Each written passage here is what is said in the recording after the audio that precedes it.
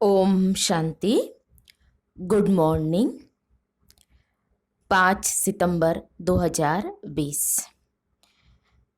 आज सबको पता है कि आज 5 सितंबर अर्थात टीचर्स डे है।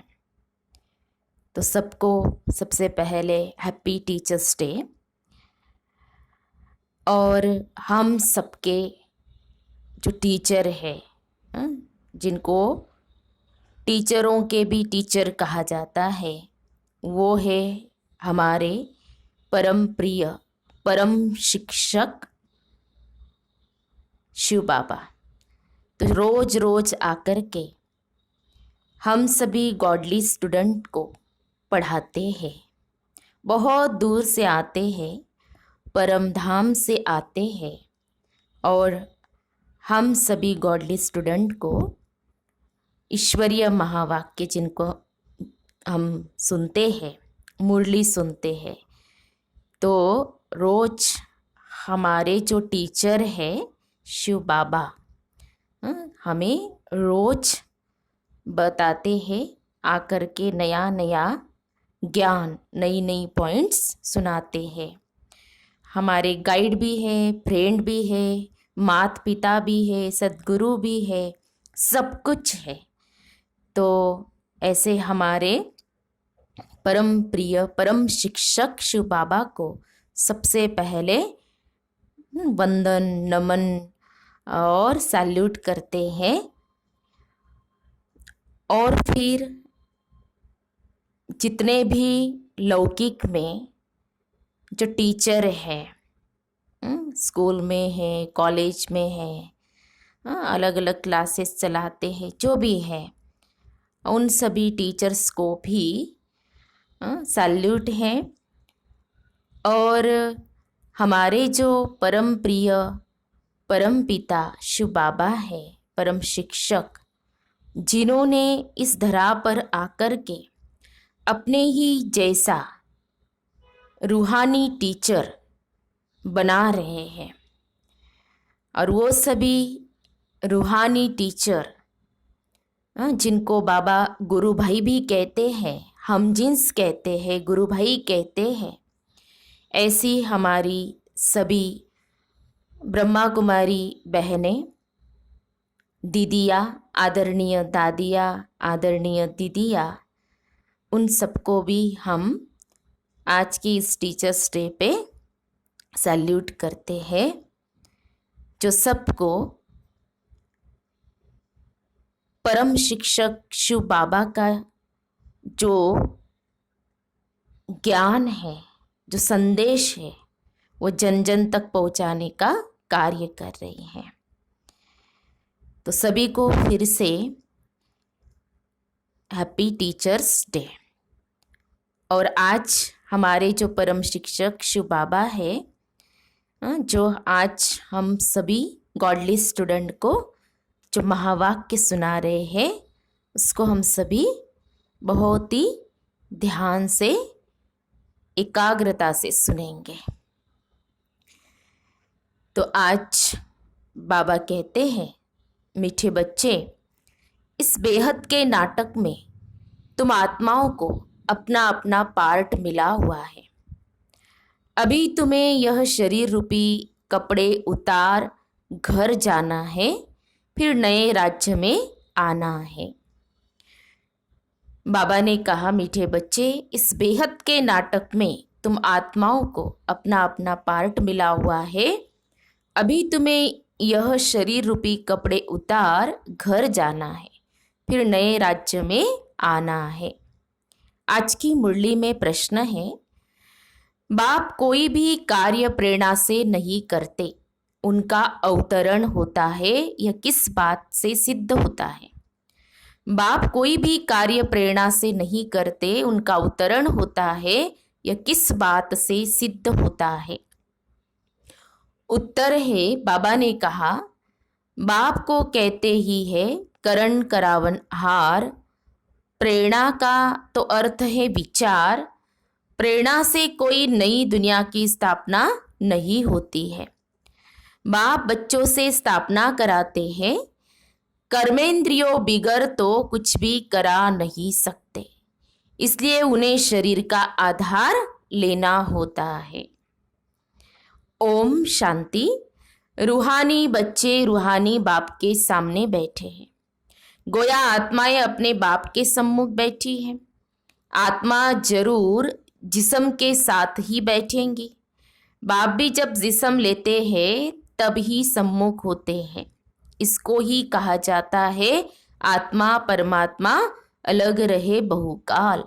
तुम बच्चे समझते हो ऊंचते उच्च बाप को ही ईश्वर प्रभु परमात्मा भिन्न नाम दिए हैं। परम पिता कभी लौकिक बाप को नहीं कहा जाता है। सिर्फ परम पिता लिखा तो भी हर्जा नहीं है। परम पिता अर्थात वह सभी का पिता है एक। बच्चे जानते हैं हम परम पिता के साथ बैठे हैं। परम पिता परमात्मा और हम आत्माएं शांति धाम के रहने वाले हैं। यहाँ पार्ट बजाने आते हैं। सतयुग से लेकर कलयुग अंत तक पार्ट बजाया है। यह हो गई नई रचना। रचता बाप ने समझाया है कि तुम बच्चों ने ऐसे पार्ट बजाया है। आगे यह नहीं जानते थे कि हमने 84 जन्मों का चक्र लगाया है।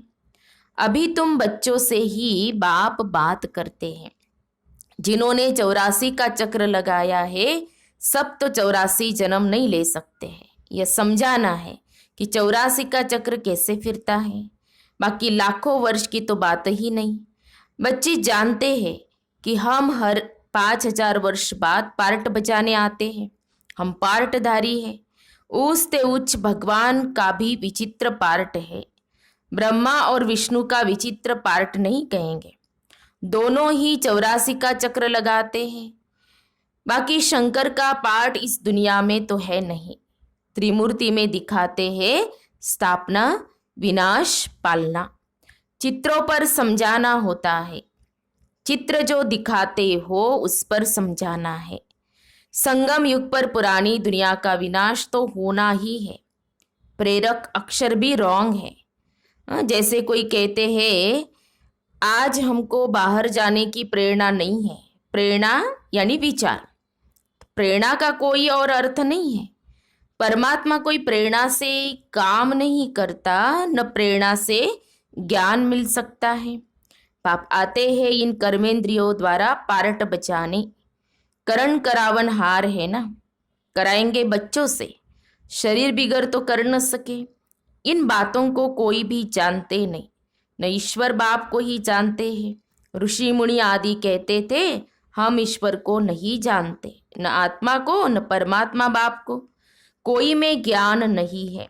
बाप है मुख्य क्रिएटर, डायरेक्टर, डायरेक्शन भी देते हैं, श्रीमत देते हैं। मनुष्यों की बुद्धि में तो सर्वव्यापी का ज्ञान है। तुम समझते हो बाबा हमारा बाबा है, वो लोग सर्वव्यापी कह देते हैं। तो बाप समझ ही नहीं सकते। तुम समझते हो यह बेहद के बाप की फैमिली है। सर्वव्यापी कहने से फैमिली की खुशबू नहीं आती। सर्वव्यापी कहने से फैमिली की खुशबू नहीं आती। उनको कहा जाता है निराकारी शिव बाबा, निराकारी आत्माओं का बाबा। शरीर है तब आत्मा बोलती है कि बाबा, बिगर शरीर तो आत्मा बोल न सके। भक्ति मार्ग में बुलाते आए हैं, समझते हैं वह बाबा दुख हरता सुख करता है।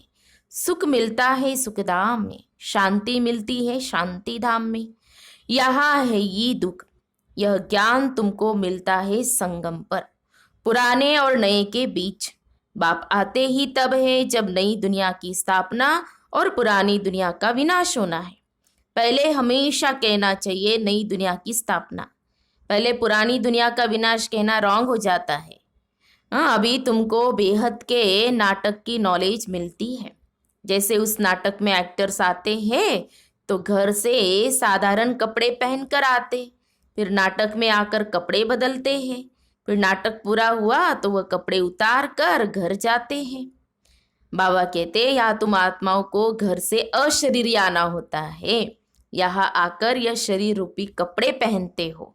कितना सुंदर उदाहरण बाबा ने दिया कि हर एक को अपना अपना पार्ट मिला हुआ है ना। तो जैसे वो कपड़े भी पहनते नहीं, जो अपने हैं वो पहन करके वो वापस घर जाते हैं। लेकिन बाबा ने कहा तुम तो आते हो अशरीरी, शरीर भी इस साकार दुनिया में तुम्हें मिलता है। यह है बेहद का नाटक। अभी यह बेहद की सारी दुनिया पुरानी है, फिर होंगी नई दुनिया, वो बहुत छोटी है। एक धर्म है, तुम बच्चों को इस पुरानी दुनिया से निकल फिर हद की दुनिया में, नई दुनिया में आना है। क्योंकि वहाँ है एक धर्म अनेक मनुष्य होने से बेहद हो जाती। वहाँ तो है एक धर्म, थोड़े मनुष्य, एक धर्म की स्थापना के लिए आना पड़ता है। तुम बच्चे इस बेहद के नाटक के राज को समझते हो कि यह चक्र कैसे फिरता है। इस समय जो कुछ प्रैक्टिकल में होता है उसका ही फिर भक्ति मार्ग में त्योहार मनाते हैं। नंबरवार कौन कौन से त्योहार है यह भी तुम बच्चे जानते हो। ऊंचते उच्च भगवान शिव बाबा की जयंती कहेंगे। वह जब आए तब फिर और त्योहार बने। शिव बाबा पहले पहले आकर गीता सुनाते हैं, अर्थात आदि मध्य अंत का ज्ञान सुनाते हैं, योग भी सिखाते हैं, साथ साथ तुमको पढ़ाते भी हैं। तो पहले पहले बाप आया, शिव जयंती हुई, फिर कहेंगे गीता जयंती। आत्माओं को ज्ञान सुनाते हैं तो गीता जयंती हो गई। तुम बच्चे विचार कर त्योहारों को नंबरवार लिखो। इन बातों को समझेंगे भी अपने धर्म के। हर एक को अपना धर्म प्यारा लगता है, दूसरे धर्म वालों की बात ही नहीं, बल्कि इसको दूसरा धर्म प्यारा हो भी परंतु उसमें आ न सके। स्वर्ग में और धर्म वाले थोड़ी आ सकते हैं। झाड़ में बिल्कुल साफ है, जो धर्म जिस समय आते हैं फिर उस समय आएंगे। पहले बाप आते हैं, वही आकर राजयोग सिखलाते हैं। तो कहेंगे शिव जयंती, सो फिर गीता जयंती, फिर नारायण जयंती, वो तो हो जाता सतयुग, वो भी लिखना पड़े नंबरवार। यह ज्ञान की बातें हैं। शिव जयंती कब हुई वह भी पता नहीं है। ज्ञान सुनाया जिसको गीता कहा जाता है, फिर विनाश भी होता है। जगत अम्बा आदि की जयंती का कोई हॉलिडे नहीं है। मनुष्य किसी की भी तिथि तारीख आदि को बिल्कुल नहीं जानते हैं। लक्ष्मी नारायण राम सीता के राज्य को ही नहीं जानते। 2500 वर्ष में जो आए हैं उनको जानते हैं, परंतु उनसे पहले जो आदि सनातन देवी देवता थे उनको कितना समय हुआ कुछ नहीं जानते। 5000 वर्ष से बड़ा कल्प तो हो न सके। आधा तरफ तो ढेर संख्या आ गई, बाकी आधा में इनका राज्य फिर जास्ती वर्षों का कल्प हो कैसे सकता। 84 लाख जन्म भी हो नहीं सकते। वो लोग समझते हैं कलयुग की आयु लाखों वर्ष। मनुष्यों को अंधियारे में डाल दिया है। कहा सारा ड्रामा 5000 वर्ष का, और कहा सिर्फ कलयुग के लिए कहते कि अभी 40,000 वर्ष शेष है। जब लड़ाई लगती है तो समझते भगवान को आना चाहिए, लेकिन भगवान को तो आना चाहिए संगम पर। महाभारत लड़ाई तो लगती ही है संगम पर। बाप कहते हैं मैं भी कल्प कल्प संगम युग पर ही आता हूँ। बाप आएंगे नई दुनिया की स्थापना, पुरानी दुनिया का विनाश कराने। नई दुनिया की स्थापना होगी तो पुरानी दुनिया का विनाश जरूर होगा। इसके लिए यह लड़ाई है। इसमें शंकर के प्रेरणा आदि की तो कोई बात ही नहीं। अंडरस्टूड, पुरानी दुनिया खलास हो जाएंगी। मकान आदि तो अर्थक्वेक में सब खलास हो जाएंगे, क्योंकि नई दुनिया चाहिए। नई दुनिया थी जरूर, दिल्ली परिस्तान थी, जमुना का कंठा था, लक्ष्मी नारायण का राज्य था। चित्र भी है, लक्ष्मी नारायण को स्वर्ग का ही कहेंगे। तुम बच्चों ने साक्षात्कार भी किया है कि कैसे स्वयंवर होता है। ये सब पॉइंट्स बाबा रिवाइज कराते हैं। अच्छा पॉइंट्स याद नहीं पड़ती हैं। बाबा कहते अच्छा पॉइंट्स याद नहीं पड़ती है तो बाबा को याद करो। बाप भूल जाता है तो टीचर को याद करो। टीचर जो सिखलाते हैं वह भी जरूर याद आएगा ना। टीचर भी याद रहेगा, नॉलेज भी याद रहेगी, उद्देश्य भी बुद्धि में है।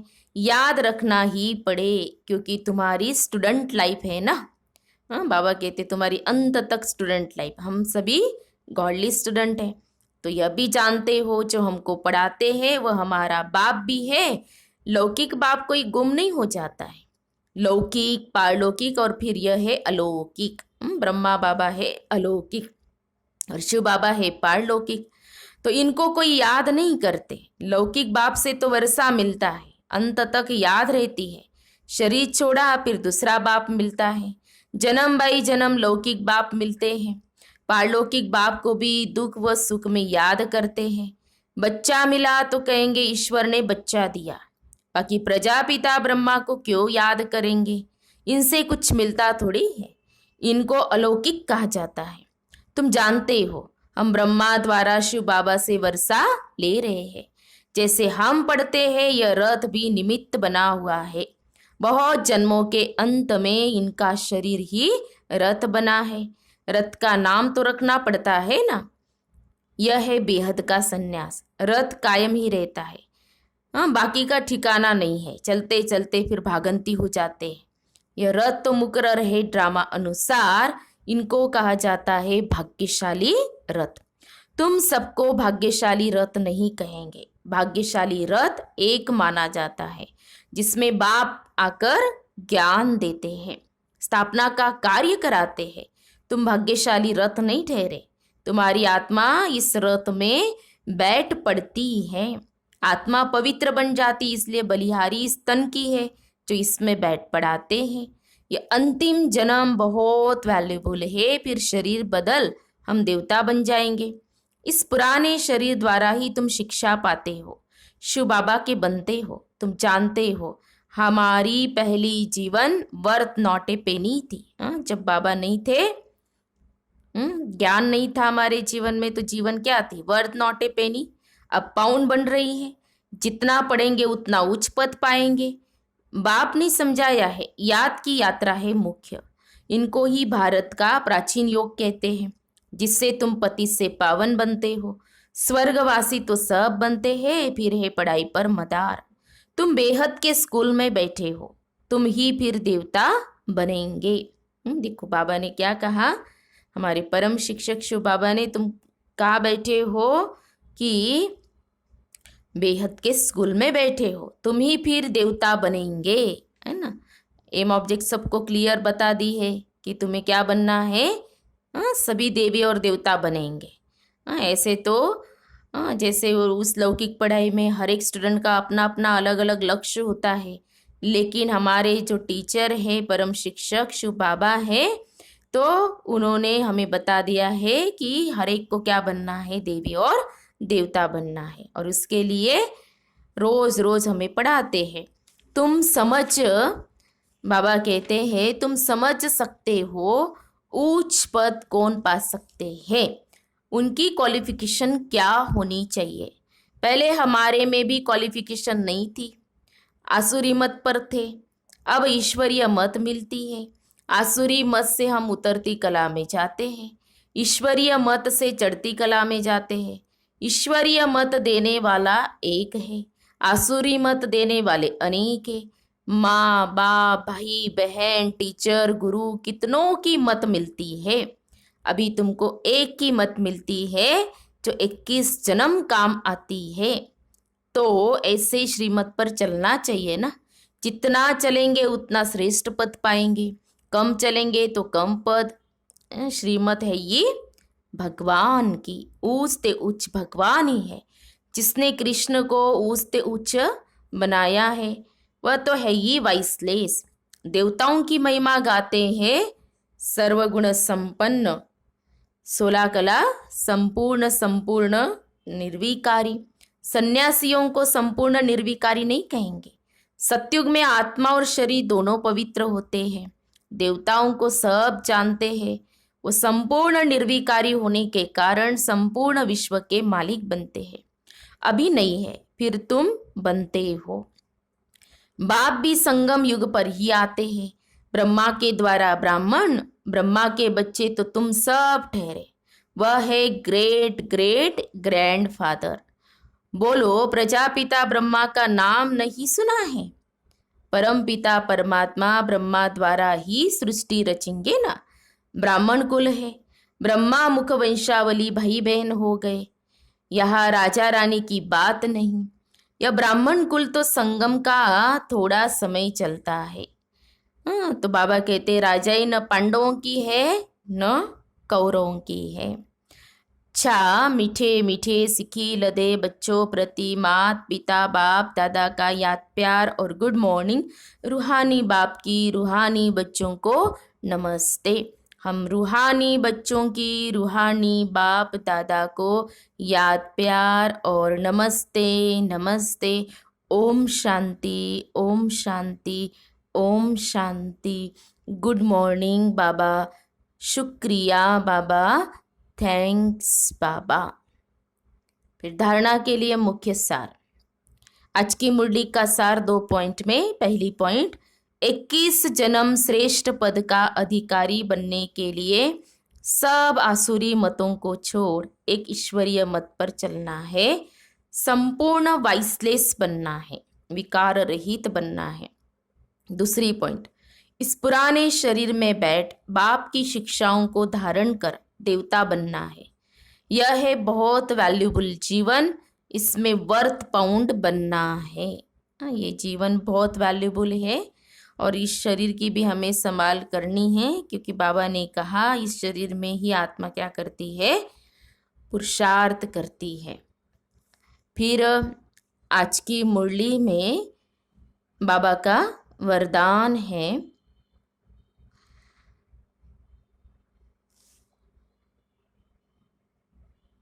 सर्व संबंधों के सहयोग की अनुभूति द्वारा निरंतर योगी सहज योगी भव।